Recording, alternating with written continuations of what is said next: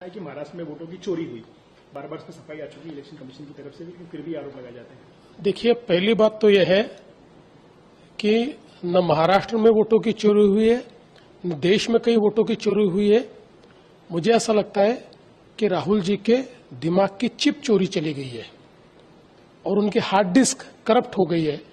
इसलिए लगातार वो झूठ बोल रहे, गलत बयानबाजी कर रहे और जनता का मैंडेट चोरी कर रहे हैं, लोकतंत्र को चोरी कर रहे हैं, लोकतंत्र ने दिया हुआ फैसला चोरी कर रहे हैं। और उनके फिगर भी बार बार बदलते हैं। पिछले समय का महाराष्ट्र में 75 लाख वोट बढ़े, अब का 1 करोड़ वोट बढ़े। महाराष्ट्र के वोटों के बारे में पूरे फैक्ट्स एंड फिगर्स के साथ हमने उनको जवाब दिया, उसके ऊपर वो जवाब नहीं दे पाए।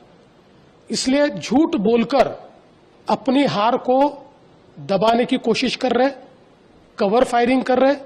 उनको पता है आगे भी हारने वाले हैं, तब वो बोलेंगे मैं तो पहले कहता था। इस प्रकार की कवर फायरिंग उनकी चल रही है।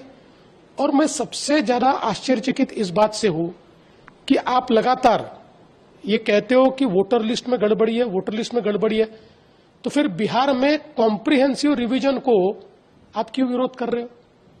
अगर वोटर लिस्ट में गड़बड़ी है तो वोटर लिस्ट सुधरेगी कैसे? कॉम्प्रिहेंसिव रिवीजन से। हम मांग कर रहे हैं 10 साल से कॉम्प्रिहेंसिव रिवीजन कीजिए, डी नोवो वोटर लिस्ट तैयार कीजिए, हम मांग कर रहे हैं।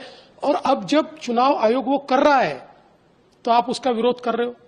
सच बात तो यह है कि उनको ये पता है कि उनकी पार्टी का वजूद खो गया है और अपना वजूद वापस पाने की जगह भारत की लोकतांत्रिक संस्थाओं को बदनाम करने का काम ये उनके माध्यम से हो रहा है।